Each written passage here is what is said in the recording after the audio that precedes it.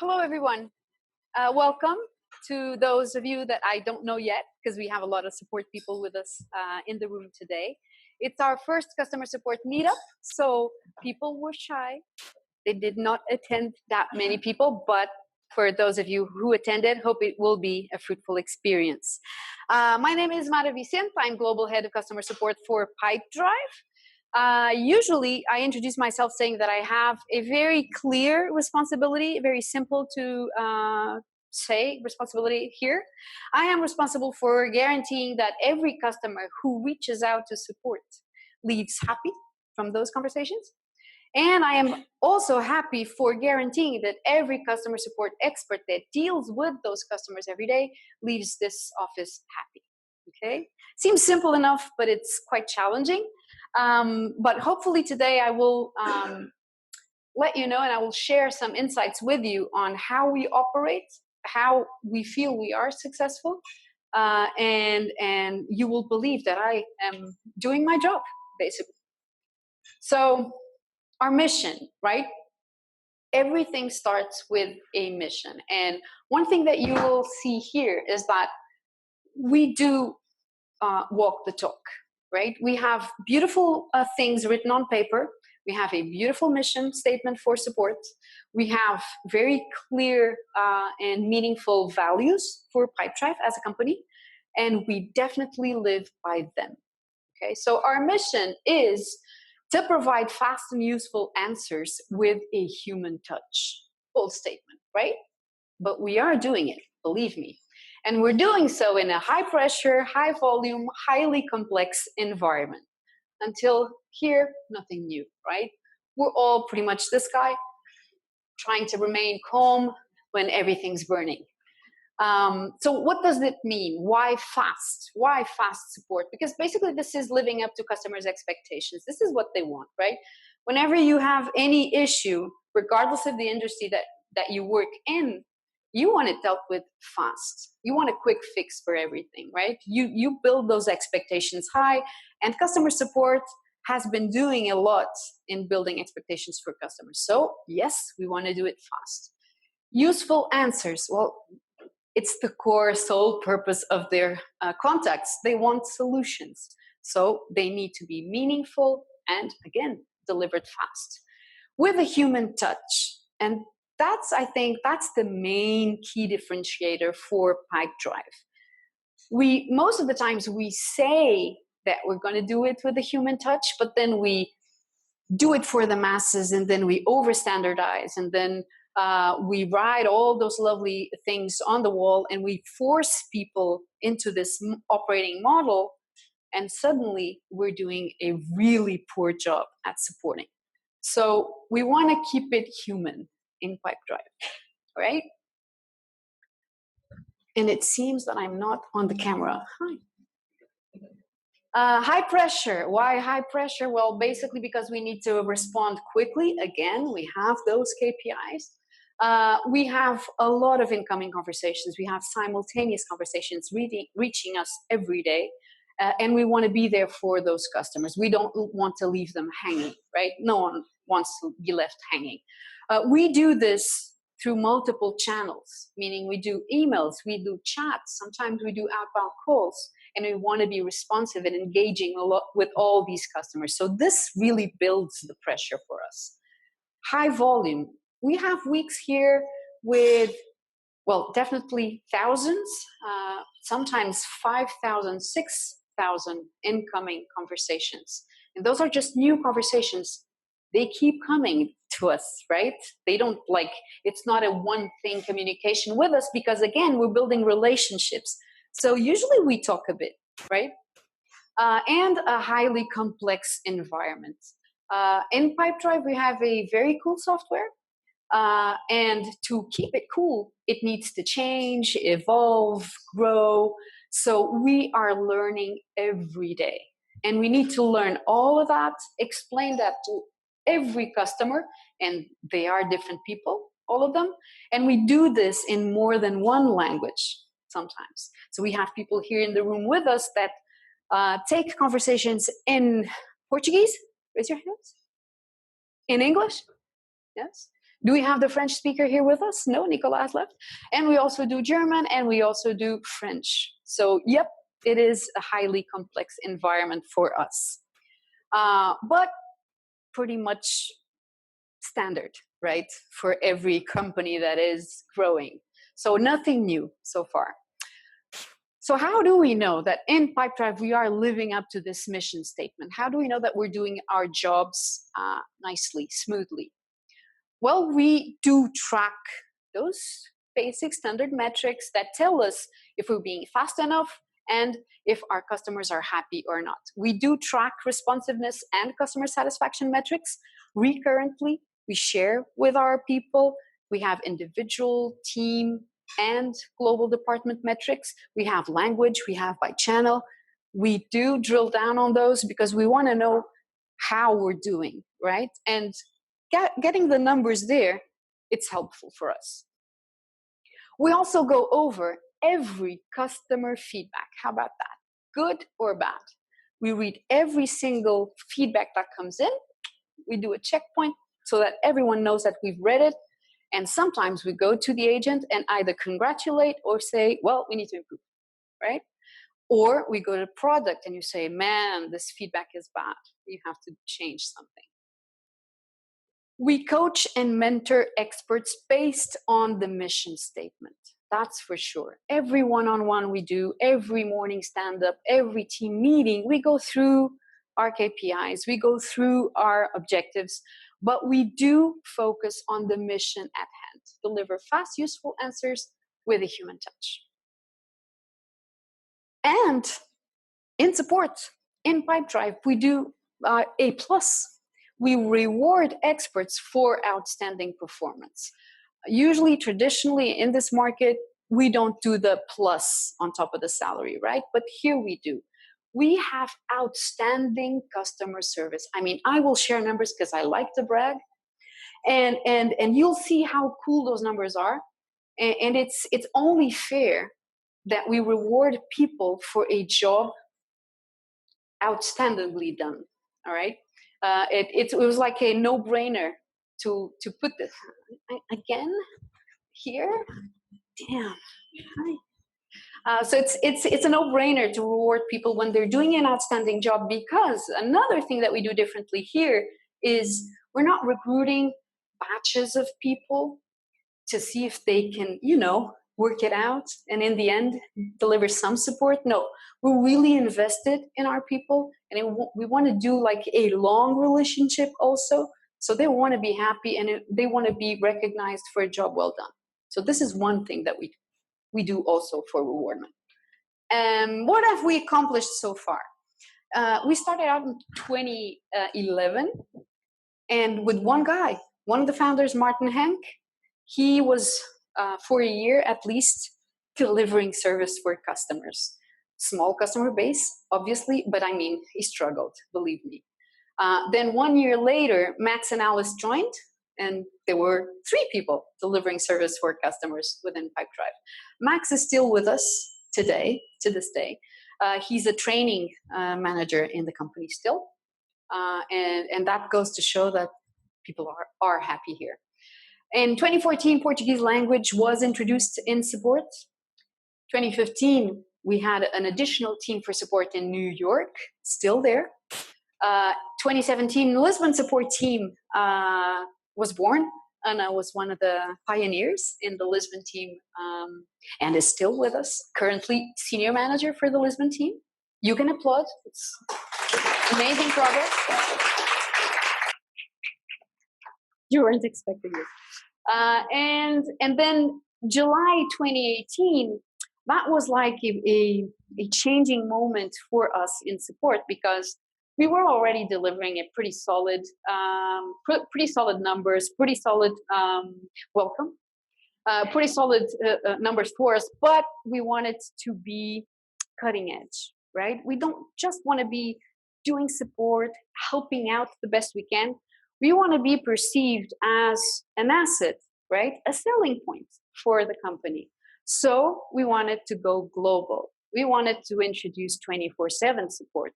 We wanted to be there for the non-core languages, the French, the German, the Spanish. that call us every day, that chat with us, email, and they want outstanding performance from us. So we recruited for those specific languages. We also grew as a team. We started to really laser focus on specialization, on structure, on giving the right roles to help people develop within support. And that brought amazing results. We decreased our first response time from numbers like 20 minutes to under 1 minute in weeks.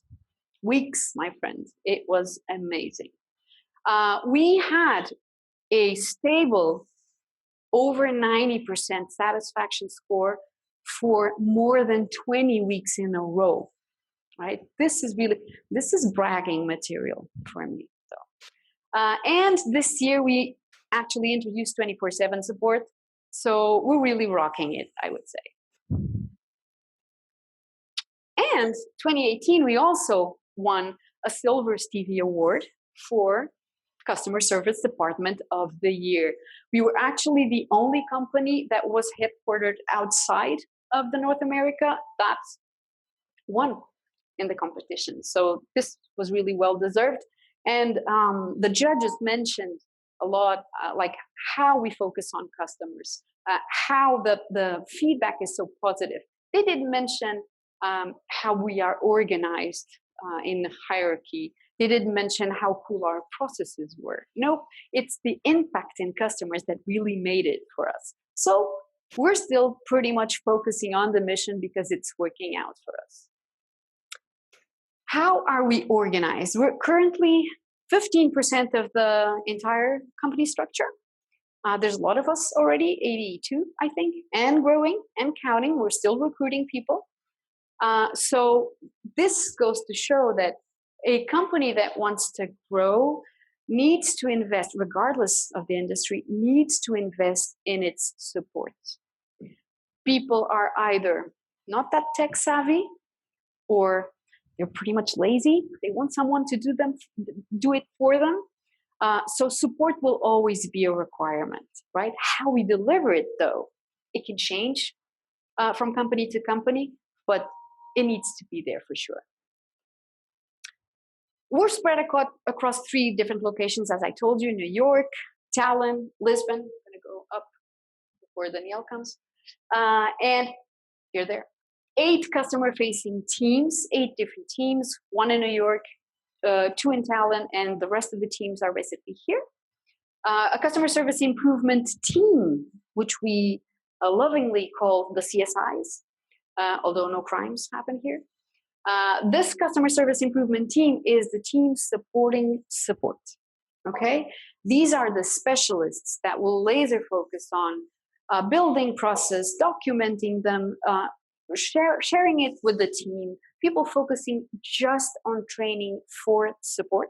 Okay, we have global training people, but we have also support trainers, quality specialists that constantly audit all of the conversations to understand if, to our perception, we're doing a nice job or not. And also drilling down on all the positive and negative feedback that it's coming from customers to calibrate the way we're delivering support every day.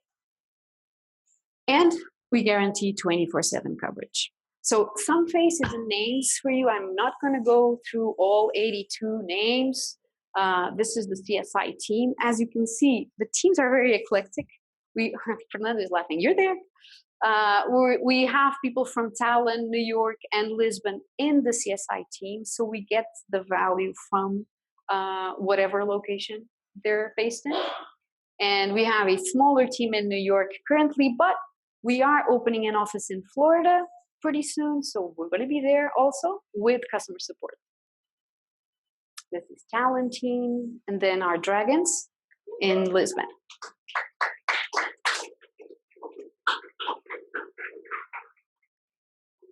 Before, I used to say I was a mother of dragons, but then she got crazy, so no more. I'm just global head support here.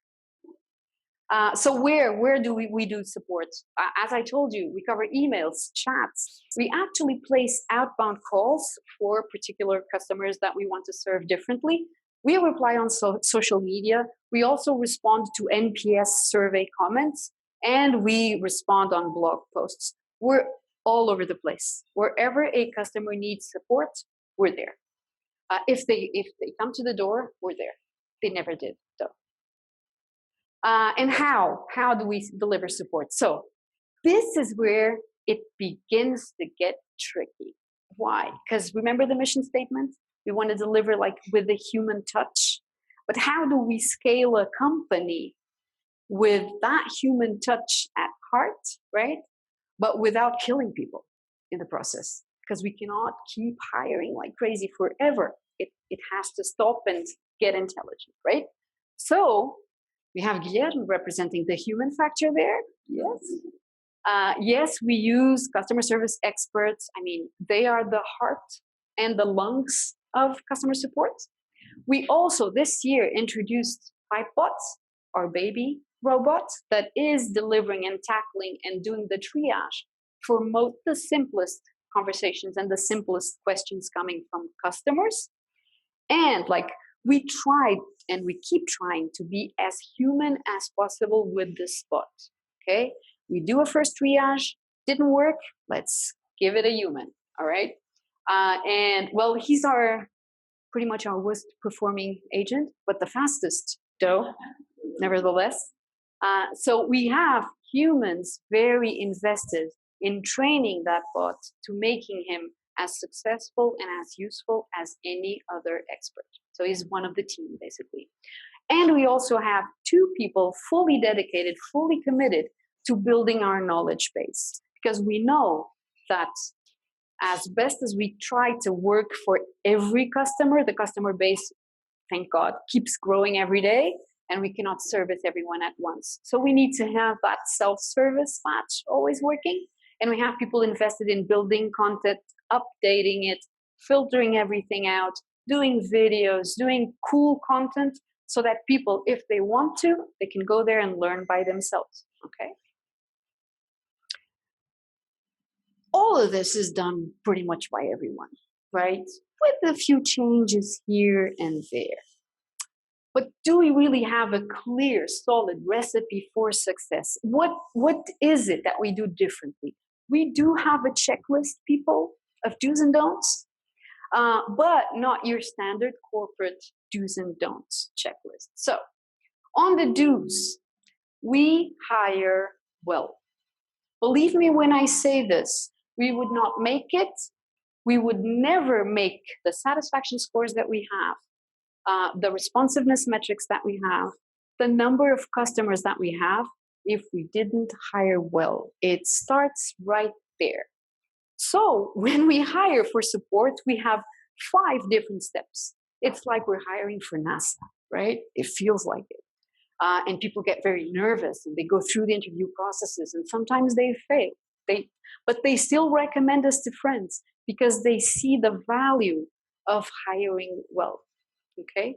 We want to have hardworking, committed, intelligent, tech-savvy people, but we want people that glue with everyone else, that make sense for the team, that can be collaborative, positive, and human. Okay? We assess talent focusing on our company values. Very, very important. I mean, teach and be teachable, right? Don't ruin anyone's day. This is very easy to filter out in an interview, or 2 or 3. And we do. Every week we do filter. Because again, it's not about how fast and how solid of a training you build for the soft skill sets for people, is finding people that organically have those skill sets embedded in them. So everything else is so much easier to just perform and execute. Nicola, you weren't here. I was mentioning French support. We involve the team in the process. Our experts are included in the interview path. We have a team interview, and they also filter out people because it's that important for us. We don't impose people. We do embrace people that make sense for the team. And we are transparent. We never promise what we cannot deliver. I always like to say that I end all of my interviews with like a, I hope this is love because this is us without makeup. Okay. So everyone knows exactly what they're getting. Still, the only constant is that change will be a constant. So people should embrace that. When they're working for support at Pipedrive or any cool startup that is eager to grow, things will change for sure. If you're up for the challenge, you'll be here for us and with us forever. Another do that we do is we invest in people, right? I mean, if we hire well, and if we bring those cool assets with us, we want to keep them with us forever. And we always have people like raising their hands outside saying, oh, you're such a cool professional, come join us. Nope. We want to build confidence for our team members, regardless of their position within support, that they can stay with us and build a career, right? Pipedrive is also a really cool company because you can progress within the department and also outside of the department. We have cool, so Fabio is here today. Fabio is our new IT guy. He was working support until now, okay? So that's Fabio progressed within the department. And we have one-on-one sessions with everyone, either on a weekly basis or bi-weekly basis, depending, but we do keep them going. And they happen every time because we feel that we need to be there for people. And it cannot be a surprise that we're not doing a good job or that the company is failing us somehow. It cannot be a surprise for both parts. So we always talk. Another do is we involve and listen to people. So this is very important, and I think this is also a bit disruptive. We do stop support at times. We stop, full stop. Nobody takes chats, nobody takes emails, because there are those specific times where everyone definitely needs to listen, okay? So we have a monthly all hands meeting with the entire support team, just us, to go through everything we've done and to go through everything we will be doing in the future. So we are all aligned and we stop support fully on that time. We also always sit for the monthly all hands sessions where our CEO speaks, most of the exec team also speaks and talked about strategy and the way forward. So we're all there also. We have a cool weekly newsletter where we talk about like those tactical things that have changed, all of the product updates, and even some cool stuff that we're doing with the team. And we share not only with support, but also outside of support. And everyone's pretty eager to read what we've been doing. And we do recurrent stand-ups. Also, some of the teams, like they'd like to do like morning stand-ups, get everyone aligned, see who's struggling with what, and then help them out. We have an incentive plan. I was mentioning this to you. We definitely reward people for a job well done. We reward on 3 different aspects. Consistency. So are they reaching all of the metrics consistently? Are they like doing an excellent job? If so, they definitely deserve the reward. Impact. Even if that specific expert or group of experts didn't make those metrics, did they really invest their time in a really big project that we have to test something out, to change something? Are they like an engine of change in support that will create impact? They will be rewarded for the impact award. And we have the wow factor. Every month we submit the best comment that we got, and then we vote amongst ourselves, and we get movie tickets for the best comment. And so, you know, pretty much 50% of people make the incentive plan every quarter. So I have an amazing team. We work hard and we party hard. We have a lot of different events. Support also stops here and there for these events. Luckily, we have teams spread across different locations, so that helps maintain support stable. And sometimes you will see people working in the ping pong tables on their knees. I don't know why, but they like it. And we let them. We don't force a tone of voice. Actually, we don't force pretty much anything on people. We hire people for who they are, right? So we basically let them be themselves when writing with customers. And we get this reaction. We have customers getting gifts from us all the time. Emoticons are very used. They love it. The response we get from customers is amazing. We deliver support, yes. We use humor here and there. We use all of the informal ways of communication that we have currently because it's 2019, people. This is the way we talk, right? So this is humans interacting with humans, and that's the way we serve. We don't have a clean desk policy, that's for sure. Sometimes we don't even have a desk, right? And we work like this. And we don't always work from the office. Most companies, they like to chain people to their desks because they don't trust them that much. So they really want to keep an eye physically on people. We don't. Sometimes they work from home even. Sometimes they work from another country because they went on vacation and that 1 week they want to work, okay? So we let them, and the results are there. If we build solid relationships and trustworthy relationships, there's no need for a fixed position in a desk. They will still deliver because they are committed. And we don't chat all the time. That's something different that we do here in support. We leave time to wrap it up with the customers so that we don't leave anyone behind. Sometimes before we leave our day, we talk to our fellow people that will remain in the office. I have a live one here. Can I pass it over to you? And we do this. When we arrive at the office, we have a lot of responses from customers that reached out. We clear them all out with time, and then we continue our day. We get online, and we start getting those new conversations, okay? This, for some, might be perceived as wasting time. This, for me, is really clearly investing in people to be healthy enough to do a solid job with the rest of the time. And they will deliver 120% on the rest of the time. We never walk alone, that's for sure. Like I mentioned HR already, because if they didn't help with the hiring, we wouldn't be there. But we also work with support engineers. They're like the second tier of support that we have.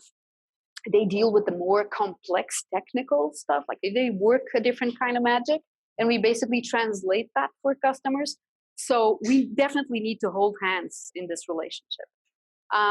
We also work very close with sales and success team because, yes, we want them to be successful. And if support is needed there, we will be there with them, pairing with those customers to get them to upsell, to upgrade, and to stay with us longer. And marketing and product, especially around feedback. Remember, we read everything, we pile everything, we know how we're doing, and we also know where customers feel the most pain. So we constantly keep sending that feedback back into the company for product and marketing to know where to tweak and what to tweak, basically. So how good are we? Like, this is a bragging time right now for me. The best. The best. Why? Because we definitely, we audit internally. We assume that our customers have a willing for a specific type of support. So we constantly audit those conversations and filter out and look if what we assume is being delivered, right? And then we have to match against customer satisfaction. So have we assumed right? Is the CSAT really positive? So we also need to have external assessments. So we, at the end of every conversation, there's a survey that's sent out to customers. And for us, satisfaction, a satisfied customer is only the two last emoticons, right? the stars in the eyes and a big open smile. Everything else, not satisfied at all. So 92% was our target for the first quarter of the year, right? Bold, right? No, actually, no. It was really fast enough. It became our new normal. So we reached for new highs. 93% is now our target. And last week, we reached 95% satisfaction. I mean, we're that good, okay? It's almost always like this. So we are consistently delivering a really, really amazing job. So shameless brag for me. Some customers even come back with positive feedback out of the box. And these guys, their carnival costumes were Pipedrive, and they wanted to share our love, their love for the company, and send us this picture. I mean, who does this, right? And we have a lot of cool feedback. I love the bigger one, which was one of the wow moments that was awarded. I'm going to read it because it's amazing. So one of our customers wrote, "You can't describe support like this with mere words. Imagine your father telling you that he's proud of you. Your first kiss with your crush, connecting your phone to the charger when it's on 1%, or stopping the microwave with just 1 second remaining. If you think about these types of moments all at once and close your eyes, you might just feel what it's like to get support from Pipedrive." Right.